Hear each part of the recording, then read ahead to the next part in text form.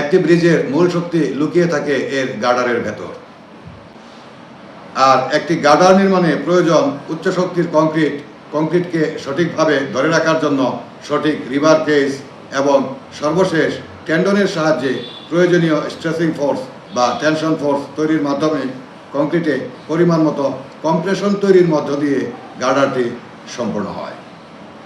আজ আমরা দেখব একটি পিএসসি আই গার্ডারের রিভার কেজ বা রডের খাঁচা কিভাবে ধাপে ধাপে ড্রয়িং অনুযায়ী সেট করা হয়। চলুন শুরু করা যাক। নাহমাদুহু ওয়া নুসাল্লি আলা রাসূলিহিল কারীম। বিসমিল্লাহির রহমানির রহিম। সম্মানিত দর্শক শ্রোতা, আসসালামু আলাইকুম ওয়া রাহমাতুল্লাহ। আপনারা দেখছেন সাবসয়েল ইঞ্জিনিয়ার্স এবং সাথে আছি আমি আবু মাহসেন মোহাম্মদ সাজ্জাদ। আশা করছি আজকের ভিডিওটি গার্ডার কনস্ট্রাকশনের সাথে জড়িত সকলের জন্য এবং শিক্ষানবিশ প্রকৌশলীদের জন্য একটি গুরুত্বপূর্ণ বিষয় হতে যাচ্ছে। সুতরাং আগ্রহীগণ লাইক, কমেন্টস, ফলো, সাবস্ক্রিপশন ইত্যাদি অ্যাক্টিভিটির মাধ্যমে পাশে থাকুন এবং ভিডিওটি মনোযোগের সহিত সম্পূর্ণ উপভোগ করুন। রিভার সেটিংয়ের আগে গার্ডার বেড বা তলা ভালোভাবে পরিষ্কার করে নিতে হয়। এরপর ড্রয়িং অনুযায়ী চক দিয়ে রডের পজিশন মার্কিং করা হয়। মনে রাখবেন, আই গার্ডারের শেপ যেহেতু আয়ের মতো, তাই আয়ের খাঁচাও হবে 3 স্তরের, অর্থাৎ বটম ফ্লাঞ্জ, ওয়েব এবং টপ ফ্লাঞ্জ। সবার আগে বটম ফ্লাঞ্জের ডিস্ট্রিবিউশন রডগুলি বসানো হয়। এখানে রডের স্পেসিং বা দূরত্ব বা ডিস্ট্রিবিউশন ডিস্টেন্স খুবই গুরুত্বপূর্ণ। সাধারণত গার্ডারের সাপোর্টের কাছে অর্থাৎ গার্ডারের ইন্ডে ডিস্ট্রিবিউশন রডগুলি একটু ঘন ঘন থাকে, অর্থাৎ এদের একটি থেকে আরেকটির দূরত্ব একটু কম থাকে। আর মাঝখানে অর্থাৎ গার্ডারের সেন্টারে এই দূরত্ব একটু বেশি বেশি থাকে, অর্থাৎ ডিস্ট্রিবিউশন রডগুলি একটু দূরে দূরে থাকে। এরপর ড্রয়িং অনুযায়ী লেগ বার বা ইউ বারগুলি পজিশন মতো বসিয়ে নিতে হয়। এই বারগুলো একদিকে স্টিরাপ হিসাবে কাজ করে আর অন্যদিকে এর উপরের দিকের বর্ধিত অংশ স্ল্যাবের সাথে কানেক্টিভিটি তৈরি করে। এরপর বটম ফ্লাঞ্জের মেইন রডগুলো পজিশন মতো সেট করা হয়। এই রডগুলি ড্রয়িং অনুযায়ী বিভিন্ন গার্ডারের জন্য বিভিন্ন সংখ্যক হতে পারে এবং লম্বালম্বিভাবে গার্ডারের এক প্রান্ত থেকে অন্য প্রান্ত পর্যন্ত বিস্তৃত থাকে।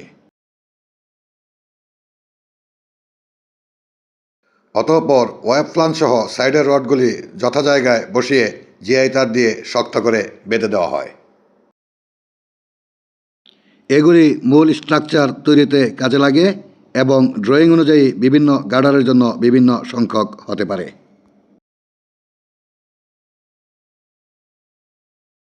আই গার্ডার রিভার স্ট্রাকচারের একটি গুরুত্বপূর্ণ অংশ হচ্ছে বটম মেশ।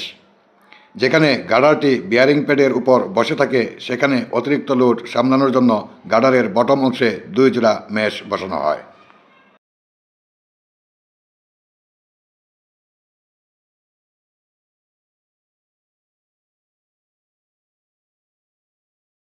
আই গার্ডারের আরও একটি গুরুত্বপূর্ণ অংশ হচ্ছে ভার্টিক্যাল মেশ।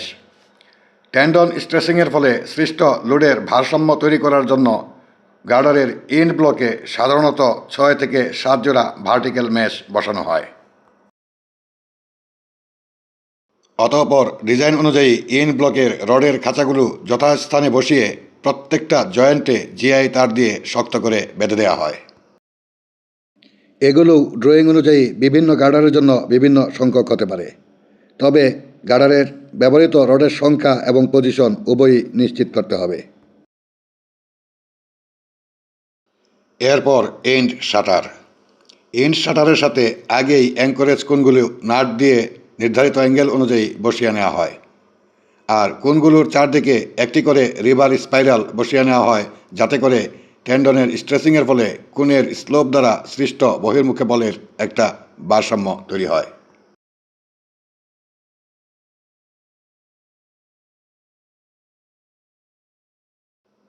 এরপর টপ বার,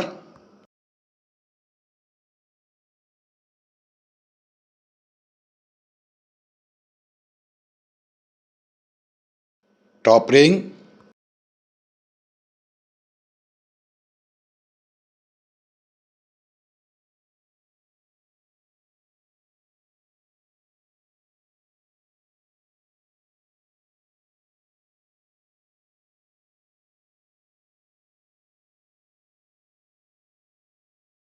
সর্বশেষ ভার্টিক্যাল সাইড বার।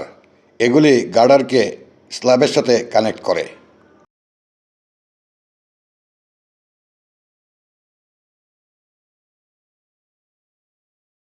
বেশ, রেডি হয়ে গেল আমাদের আই গার্ডারের রিভার কেজ সেটিং।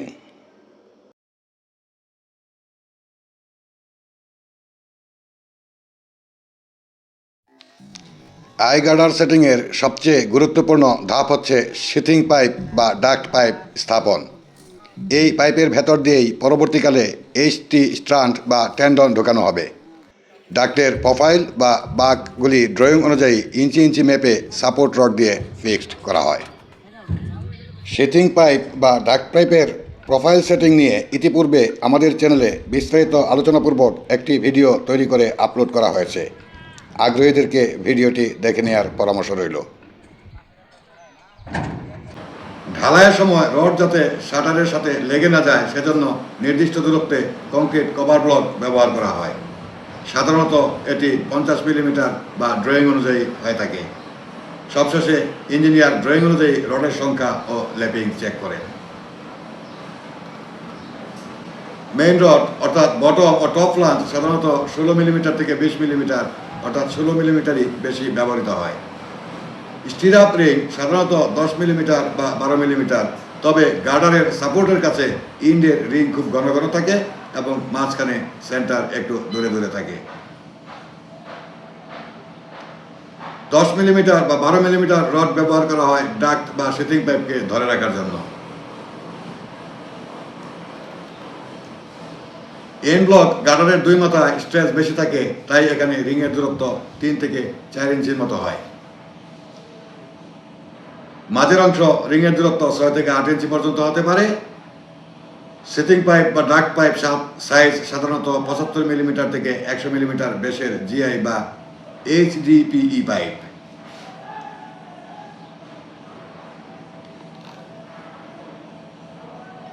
চলুন আমরা এবার আই গার্ডার রিভার সেটিংয়ের গুরুত্বপূর্ণ বিষয়গুলি এক নজরে আরও একবার দেখে আসি।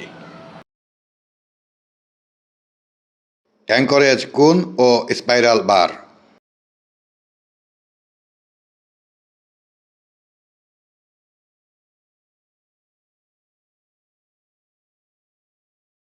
Vertical pair mesh. এন্ড শাটারের ইমার্জেস অ্যাঙ্গেল।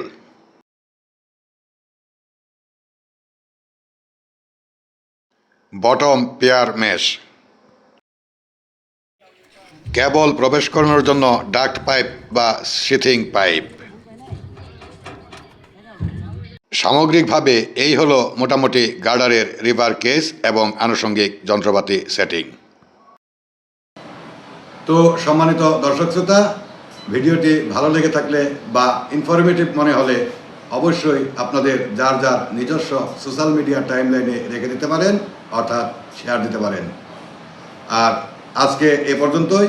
দেখা হচ্ছে পরবর্তীতে অন্য কোনো সময়ে, অন্য কোনো ভিডিওতে, অন্য কোনো আলোচনা নিয়ে। ততক্ষণ পর্যন্ত ভালো থাকুন, সুস্থ থাকুন। আল্লাহ হাফেজ। আসসালামু আলাইকুম ওয়া রাহমাতুল্লাহ।